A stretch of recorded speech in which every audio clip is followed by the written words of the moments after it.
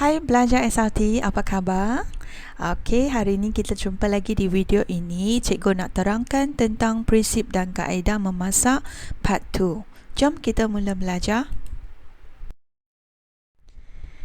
Alright, belajar kita imbas kembali. Okey, untuk video yang lepas kita telah pun belajar prinsip tentang haba lembab dan juga kaedah memasak di bawah prinsip haba lembab. Adakah kamu dah kuasai?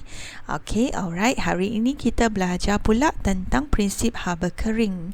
Okey, anda dikira berjaya sekiranya dapat menerangkan kaedah memasak menggunakan prinsip haba kering, dan kemudian kita akan lanjutkan ke juga prinsip pancaran gelombang mikro. Jadi kalau kamu dapat terangkan tentang kaedah ini, anda dikira berjaya. Jom kita mula. Baik belajar, adakah kamu dah kuasai prinsip haba lembab dalam video yang lepas? Sekiranya kamu belum kuasai, pastikan kamu patah balik lihat video tersebut baru menuju ke video hari ini. Okey, bagi sesiapa yang berjaya, okey, jom kita mula dengan prinsip haba kering. Prinsip haba kering ialah prinsip di mana haba dipindahkan terus kepada makanan atau melalui minyak kepada makanan. Alright, so ini kita tak guna cecair, okey, tapi haba terus kepada makanan atau melalui minyak. Okey, kita lihat kaedah pertama dulu, iaitu kaedah membakar.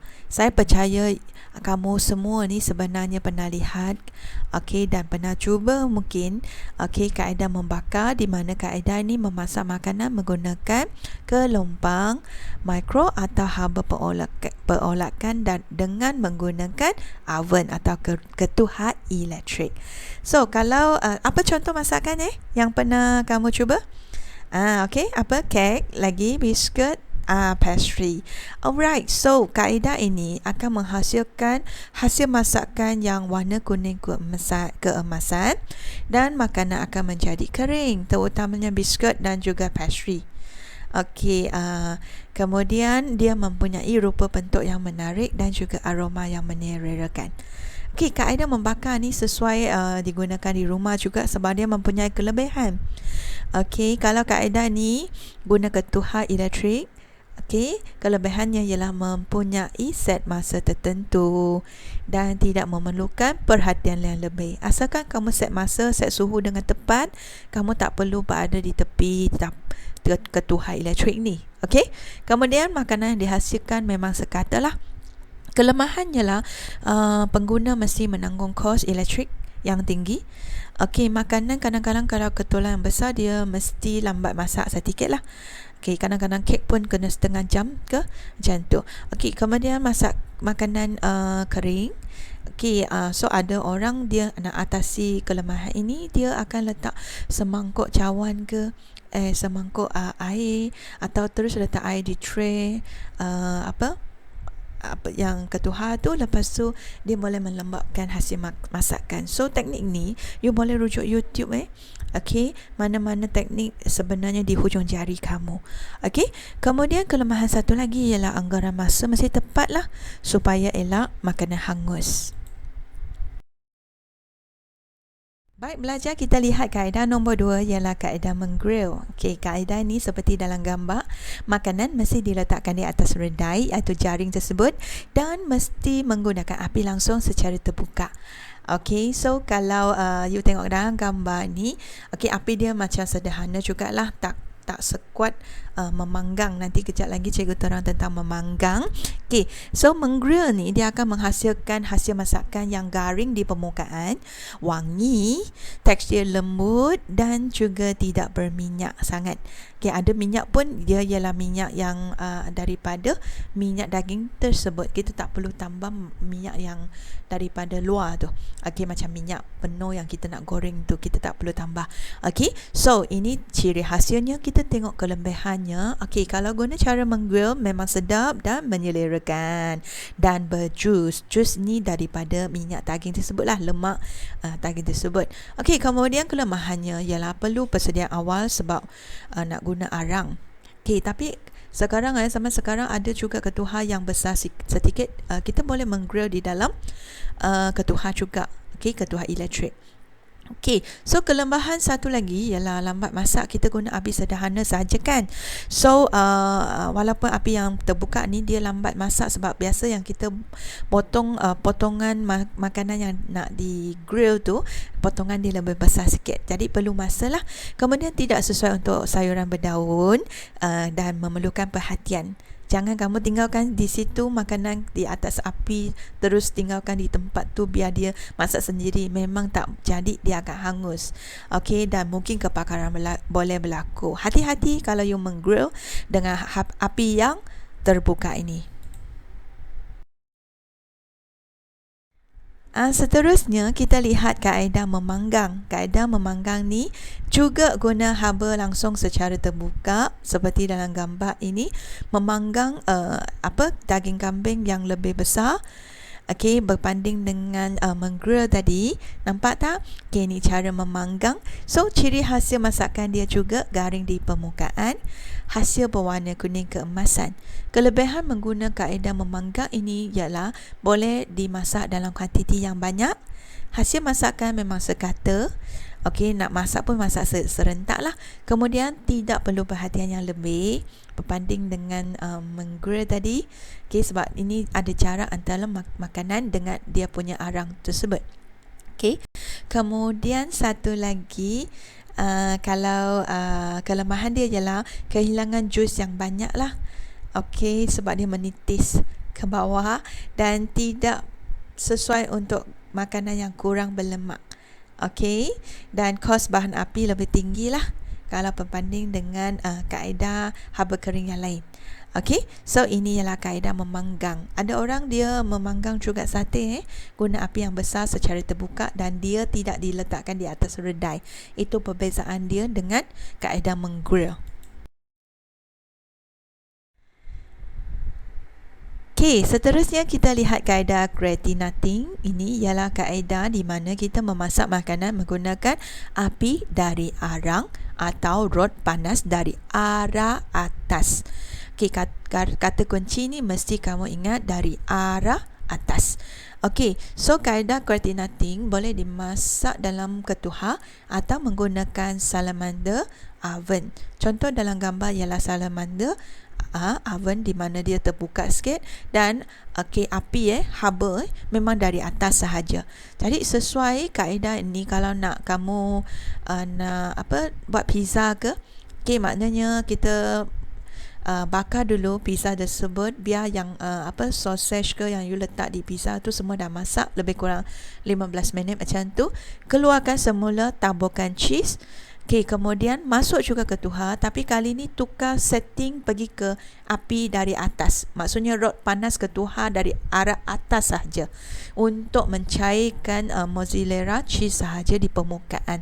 So itu ialah kaedah gratinating, iaitu haba dari atas untuk khas permukaan dia. Okey, nak cairkan cheese tu sahajalah. Okey, so itu ialah kaedah gratinating. Ciri hasil masakan ialah garing di permukaan, berwarna kuning keemasan dan tidak berminyak. Kelebihan dia cepat dan mudah, sesuai untuk makanan nipis dan juga kecil serta separuh masak. Di mana you dah separuh masak, lepas tu you masuk dalam ketuhar dan teruskan kaedah gratinating untuk arah haba dari arah atas. Kelemahan dia ialah perlu persediaan awal jika guna arang.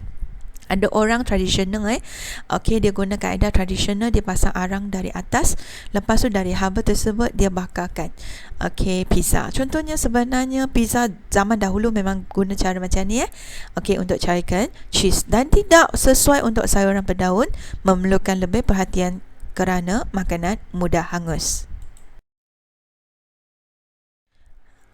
Seterusnya kita masuk kaedah yang senang sahaja, iaitu kaedah minyak penuh, iaitu dalam BI deep frying. I percaya banyak orang suka makanan segera kan. Okey, makanan segera banyak guna yang kaedah ini sebab sangat mudah dan cepat. Okey, tapi dia menggunakan minyak yang banyak. Okey, dan pastikan bahan makanan tu mesti tenggelam dalam minyak. Ini kita namakan dia deep frying. Okey, so ciri hasil masakannya ialah warna kuning keemasan, tekstur dia ranggup dan garing dan juga berminyak.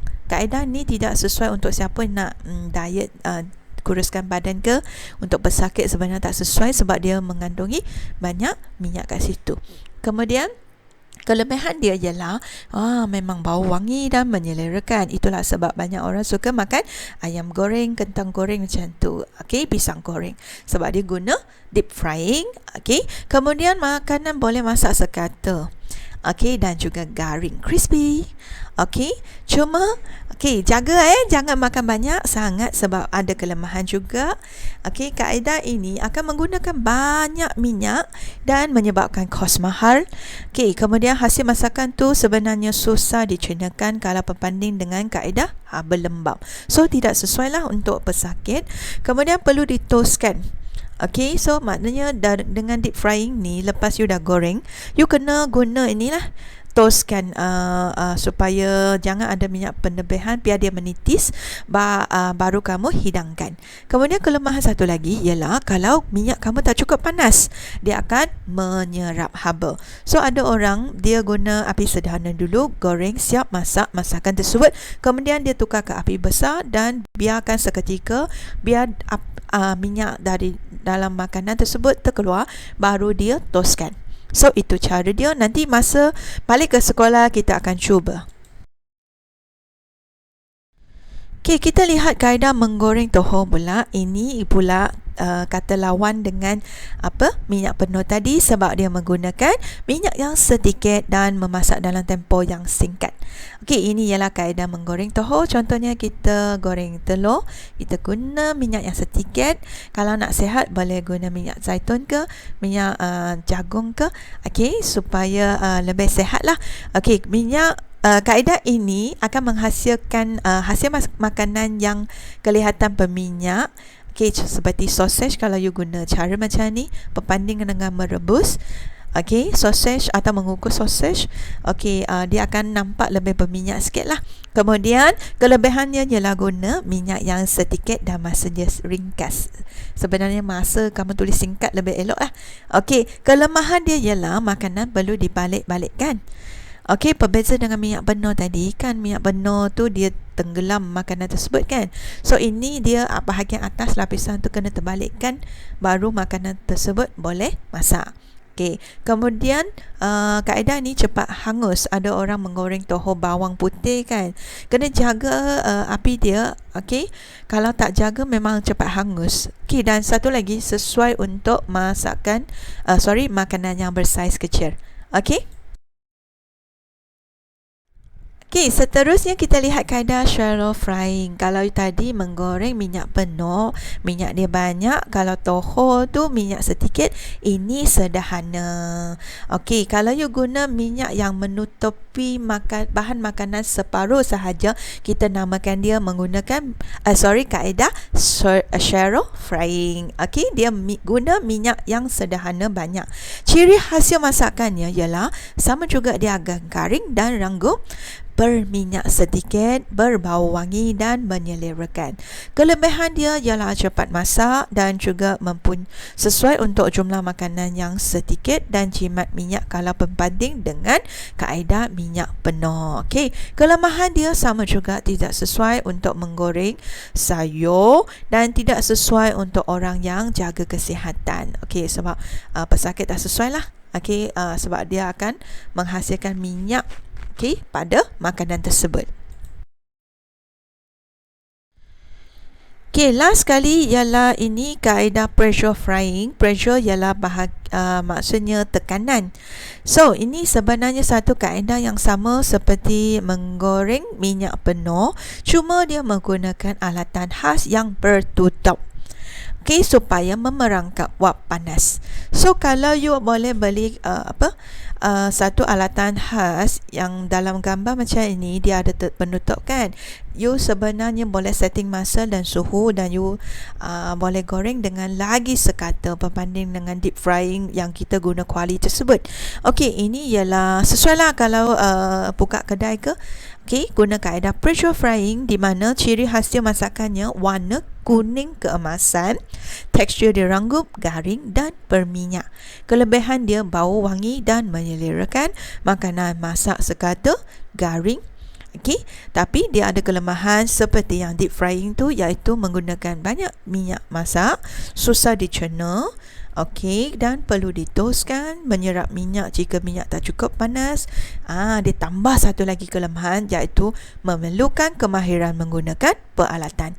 Okey, untuk sesiapa yang tak pernah guna, pressure cooker ni sebenarnya membahayalah kalau tak pandai mengendalikan. Okey, good. Kita dah selesai. Marilah kita masuk prinsip pancaran gelombang mikro. Okey, prinsip gelombang mikro ialah satu kaedah di mana menggunakan alat dan peralatan khusus. Contohnya iaitu ketuhar gelombang mikro, iaitu microwave, dan dia mesti sediakan bekas yang khas. Okey, khasnya contohnya bekas seramik dan kaca sahaja boleh digunakan di dalam ketuhar gelombang mikro atau microwave ini. Ingat, dia guna gelombang mikro menembusi makanan, dan memasakkan makanan tersebut dengan cepat. Of course, kalau guna ketuhar tu menggunakan kuasa elektrik yang tinggi, dan ingat bekas logam, besi, aluminium tak boleh masuk di dalam ketuhar gelombang mikro ini kerana akan merosakkan magnetron, iaitu satu generator pada ketuhar gelombang mikro tersebut. Dan ingat, kalau rumah kamu ada microwave, bagus sebenarnya, sebab kaedah haba kering dan haba lembap boleh dijalankan di dalam ketuhar gelombang mikro. So, you boleh tap di channel YouTube mana-mana, you search tentang makanan guna microwave, sebenarnya dah boleh dapat banyak resepi. Yang simple dan cepat. So, untuk siapa yang sibuk dengan pekerjaan, elok kalau rumah kamu ada microwave ini. So, ini kita lihat seterusnya. Baik belajar. Microwave ini atau prinsip pancaran gelombang mikro ini ada banyak kelebihan. Antaranya ialah masa memasak disingkatkan. So, sesuai untuk siapa ibu yang bekerja, atau dia ajak anak sulung ke untuk mengendali microwave, memang jimat masa, sebab boleh setting suhu, setting dia punya masa, dan juga ada smart microwave boleh setting stepnya. Ketuhar gelombang mikro ni mudah diselenggara dan dibersihkan. Kamu basahkan kain dan lapkan sahaja. Tapi jalankan proses pembersihan ni masa gelombang microwave ni tak panas lah. Dan dia kelebihan yang seterusnya ialah tidak banyak kehilangan nutrien. Masakan tersebut tidak perlu perhatian yang teliti. Maknanya you setkan masa suhu yang tepat, dah boleh tinggalkan dia di situ sahajalah, boleh buat kerja lain. Kemudian masakan dimasak dengan sekata. Itu kelebihannya. Kelemahan dia pula ialah makanan tersebut siap masak perlu dibiarkan beberapa seketika lah. You tak boleh terus keluar terus makan, biar seketika. Atau bagi makanan yang besar kuantitinya, boleh hidang 10 hingga 20 minit lah selepas dikeluarkan daripada microwave, sebab gelombang tersebut masih terkandung dalam makanan tersebut. Biar dia macam meresap di udara dulu, baru kita cuba makankan. Kemudian hanya bekas yang khas, iaitu seramik dan kaca, boleh digunakan dalam microwave ini. Ada juga sesetengah plastik yang ada tulis microwave use. Itu ialah plastik yang sesuai lah masuk dalam ketuhar gelombang mikro ini. Kemudian kelemahan satu lagi ialah menggunakan tenaga elektrik yang banyak. Makanan perlu dipotong kecil-kecil. Langkah-langkah keselamatan. Ingat jangan guna atau tidak boleh guna bahan logam. Nombor 2 ialah tidak boleh hidupkan ketuhar yang kosong. Microwave ni tak macam oven. You tak perlu panaskan dahulu. Kemudian satu lagi, pintu ketuhar perlu ditutup rapat lah, sebab ada gelombang tersebut kan. Jangan biar dia keluar. Lagi satu ialah cucuk makanan dengan kafu. Itu langkah-langkah keselamatan. Kalau you nak check dia masak ke tidak, guna kafu. Good. Kita dah habis penjelasan. Harap you dah boleh faham. Adakah kita capai kriteria kejayaan kita? Semak semula sama-sama. Adakah kamu boleh terangkan kaedah memasak guna prinsip haba kering? Adakah kamu faham tentang prinsip memasak pancaran gelombang mikro? Okey, syabas. Sekiranya kamu percaya. Okey, sila salin nota. Walaupun you dah faham, pastikan ada nota peterminda lah yang dibuat dalam nota. Okey, kamu boleh ikut kreativiti salin nota dan cuba bezakan antara kaedah. Kita jumpa lagi di video seterusnya. Cikgu sarankan kamu lihat buku teks di mana di situ banyak resepi. Okey, ikut resepi itu dan cuba memasak. Enjoy fun cooking di rumah. Okey, kita jumpa lagi di video seterusnya. Bye.